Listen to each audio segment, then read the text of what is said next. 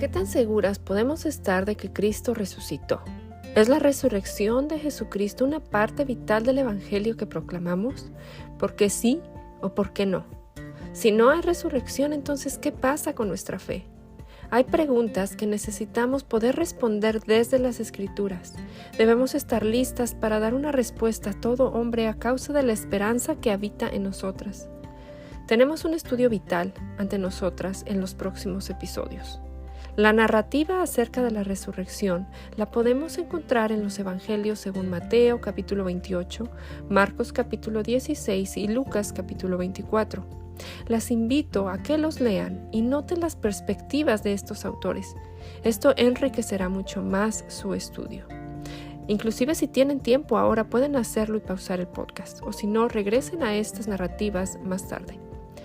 Ahora veamos qué recordamos hasta este punto acerca de la resurrección en los capítulos del 1 al 19 del Evangelio según Juan. La primera vez que se menciona la resurrección en Juan es en el capítulo 2 de los versículos 17 al 23, cuando Jesús dijo que Él levantaría el templo, refiriéndose a su cuerpo, en 3 días. En Juan 5, 24 al 29, Jesús enseñó acerca de la resurrección, la vida eterna y el juicio. Él dijo que todo aquel que el Padre le da vendría a Él y Él lo resucitará en el último día. Juan 6, 37 al 44. En Juan 10 del 17 al 18, Jesús tiene autoridad, dice que Jesús tiene autoridad para dar su vida y volverla a tomar. Ahora Jesús también vemos que levantó a Lázaro de entre los muertos en el capítulo 11 y dijo: yo soy la resurrección y la vida. Los creyentes vivirán aunque mueran, y esto lo vemos en el capítulo 11, versículo 25. En Juan 12, Él dijo que un grano de trigo debe caer en tierra y morir para producir fruto.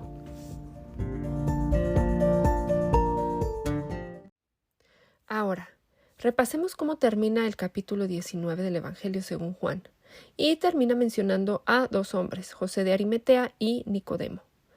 Como leemos en los capítulos 3 y 7 del 50 al 52, Nicodemo había ido a ver a Jesús de noche, sabía que Jesús era de Dios por las señales que Cristo había estado haciendo, y Jesús también le había dicho a Nicodemo que debía nacer del Espíritu para poder entrar en el reino de Dios.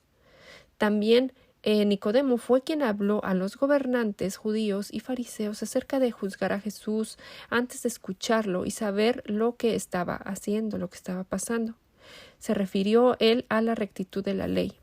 Sabemos que Nicodemo era fariseo. Aquí en el capítulo 19 leemos que él hizo una mezcla de mirra en la sepultura de Jesús. Nicodemo estaba con José de Arimatea y vemos que es otro de los discípulos secretos de Jesús. Entonces ellos lo enterraron. Según Marcos 15:43, José de Arimatea era un miembro destacado del consejo que esperaba el reino de Dios. Vemos que se necesitó coraje para pedirle a Pilato el cuerpo de Jesús. Lucas 23, 50 y 51 nos dicen que era un hombre bueno y justo que no coincidía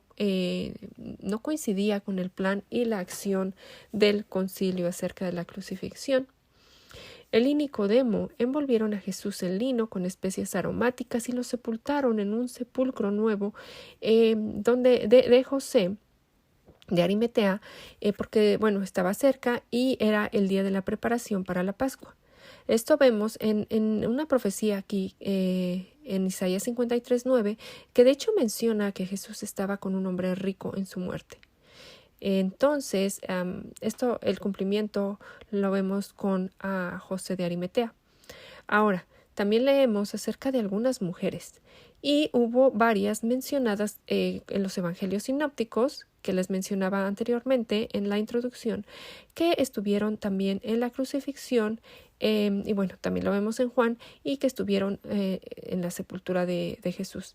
Lo vemos, la propia madre de Jesús era una de ellas, y estas mujeres fueron a preparar especies y perfumes para el cuerpo de Cristo.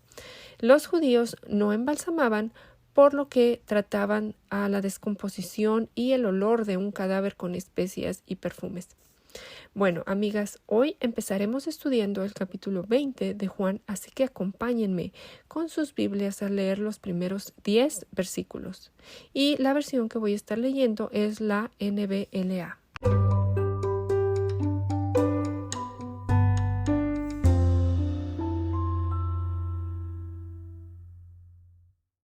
El primer día de la semana, María Magdalena fue temprano al sepulcro, cuando estaba oscuro, y vio que la piedra ya había sido quitada del sepulcro.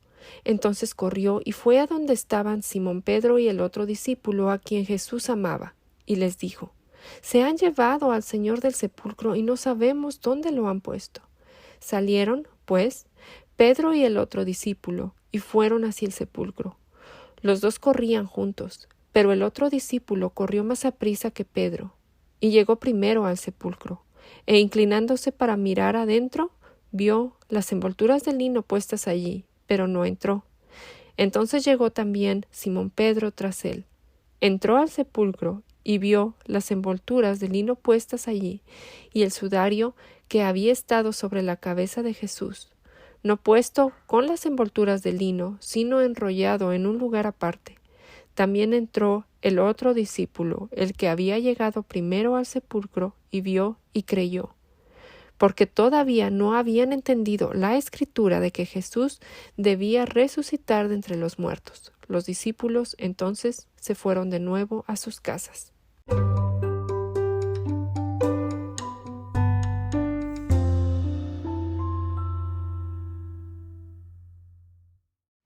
María Magdalena llegó al sepulcro para ungir el cuerpo de Jesús y encontró que la piedra estaba apartada y un ángel estaba sentado sobre ella. María Magdalena era una mujer de la que Jesús expulsó 7 demonios, según lo vemos en Lucas 8:2. Y el nombre Magdalena probablemente indica que vino de Magdala, una ciudad en la costa suroeste del mar de Galilea. Después de que Jesús echara fuera 7 demonios de ella se convirtió en una de sus seguidoras. María Magdalena fue testigo de la mayoría de los acontecimientos relacionados con la crucifixión y estuvo presente en el juicio de Jesús. También escuchó a Poncio Pilato pronunciar las sentencias de muerte y vio a Jesús golpeado y humillado por la multitud. Ella fue una de las mujeres que estuvieron cerca de Jesús durante la crucifixión y también fue el primer testigo de la resurrección de Jesús y enviada por Jesús para contarlo a los demás, como lo vemos en Juan 20 del 11 al 18. Aunque esta es la última mención de ella en la Biblia, probablemente estuvo entre las mujeres que se reunieron con los apóstoles para esperar la venida prometida del Espíritu Santo. Ahora, según Lucas 24, había 2 ángeles y los otros evangelios cuentan que María no estaba sola y que otras mujeres estaban con ella. Las mujeres estaban aterrorizadas, asombradas y llenas de alegría. Según Mateo 28, la piedra fue apartada. El ángel del Señor descendió, provocó un terremoto y removió la piedra. Los guardias de la tumba estaban también paralizados de miedo. Juan nos narra que María corrió a decirle a Pedro y a Juan, quienes corrieron a la tumba y miraron hacia adentro, vieron la envoltura de lino y el sudario en un lugar aparte. Jesús, a diferencia de Lázaro, quien salió de la tumba con las vendas, dejó atrás las envolturas del sepulcro. Juan vio y creyó. Los discípulos no habían entendido las escrituras de que Jesús resucitaría de entre los muertos. Ahora, comparando esto con Lucas 24 del 1 al 12, Mateo 29 del 1 al 8 y Marcos 16 del 1 al 10, parece que las mujeres contaron a los 11 apóstoles, pero Pedro y Juan fueron los únicos que fueron al sepulcro para ver por sí mismos. Ahora, bueno, vamos a ver el significado, acompáñenme a ver el significado doctrinal de lo que significa la resurrección, y esto es bien importante para la esperanza que nosotros tenemos como cristianos, como personas, como mujeres nacidas de nuevo. Entonces, número 1, la resurrección de Cristo asegura nuestra regeneración. Pedro conecta la resurrección de Jesús con nuestra regeneración o nuevo nacimiento, como lo leemos en 1 de Pedro 1:3, y dice: Bendito sea el Dios y Padre de nuestro Señor Jesucristo, quien según su misericordia nos ha hecho nacer de nuevo a una esperanza viva, mediante la resurrección de Jesucristo de entre los muertos. En su resurrección, Jesús ganó para nosotros una vida nueva, y aunque no recibimos toda esa vida de resurrección cuando nos convertimos, pues nuestros cuerpos permanecen sujetos a la debilidad, a la muerte, en nuestro espíritu somos vivificados con un nuevo poder de resurrección. Pablo puede decir que Dios, aun cuando estábamos muertos en nuestros delitos, nos dio vida juntamente con Cristo, y con Él nos resucitó, y con Él nos sentó en los lugares celestiales en Cristo Jesús, como lo leemos en Efesios 2, del 5 al 6. Es decir, cuando Dios resucitó a Cristo de entre los muertos, pensó en nosotros como siendo ya resucitados con Cristo, y por lo tanto en Cristo merecedores de los méritos de la resurrección de Cristo. Pablo también dijo que su meta en la vida era conocerlo a Él, el poder de la resurrección. Esto lo leemos en Filipenses 3:10. Pablo dice que incluso en esta vida la resurrección de Cristo le da nuevo poder para el ministerio y la obediencia a Dios. Y Pablo conecta la resurrección de Cristo con el poder espiritual que obra dentro de nosotras cuando lo vemos aquí en Éfeso, que está orando para que sepan cuál es la extraordinaria grandeza del poder de Dios para con los que creemos, conforme a la eficacia de la fuerza de su poder, ese poder que obró en Cristo cuando lo resucitó de entre los muertos. Aquí Pablo dice que el poder por el cual Dios resucitó a Cristo de entre los muertos es el mismo poder obrando dentro de nosotros. El poder en nosotros incluye poder para ganar más y más victorias sobre el pecado. Y bueno, aunque nunca seremos perfectos en esta vida, este poder de resurrección también nos da poder para el ministerio en la obra del reino. Y dice: pero recibirán poder cuando el Espíritu Santo descienda sobre ustedes, y serán mis testigos, y les hablarán a la gente acerca de mí en todas partes, en Jerusalén, por toda Judea, Samaria y hasta los lugares más lejanos de la tierra. Hechos 1:8. Este poder para proclamar el Evangelio fue dado a los discípulos después de la resurrección de Cristo de entre los muertos, y fue parte del poder de resurrección que caracterizó la vida de los primeros cristianos. Ahora, número 2. ¿Qué asegura la resurrección de Cristo? Bueno, asegura nuestra justificación. En el punto número 1 vimos que asegura nuestro nuevo nacimiento o regeneración. Ahora vamos a ver cómo es que la resurrección de Cristo asegura nuestra justificación. En solo un pasaje, Pablo conecta explícitamente la resurrección de Cristo con nuestra justificación, es decir, el recibir la declaración de que no somos culpables sino justos ante Dios. Pablo dice que fue entregado a la muerte por causa de nuestros pecados, refiriéndose a Jesús, y resucitado para hacernos justos a los ojos de Dios, Romanos 4:25.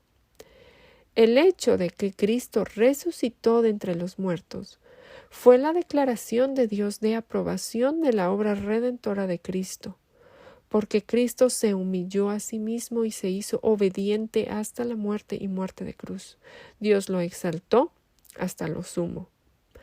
Al resucitar a Cristo de entre los muertos, Dios Padre estaba diciendo en efecto que aprobaba la obra de Cristo de morir por nuestros pecados, que su obra estaba completa y que Cristo ya no tenía necesidad de permanecer muerto.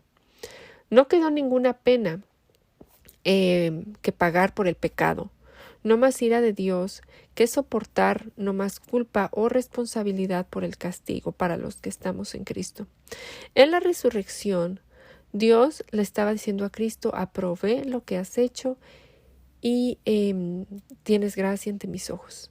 Según Efesios 2:6, entonces, en virtud de nuestra unión con Cristo, la declaración de Dios de aprobación hacia Cristo es también su obra, es también su declaración de aprobación hacia nosotros.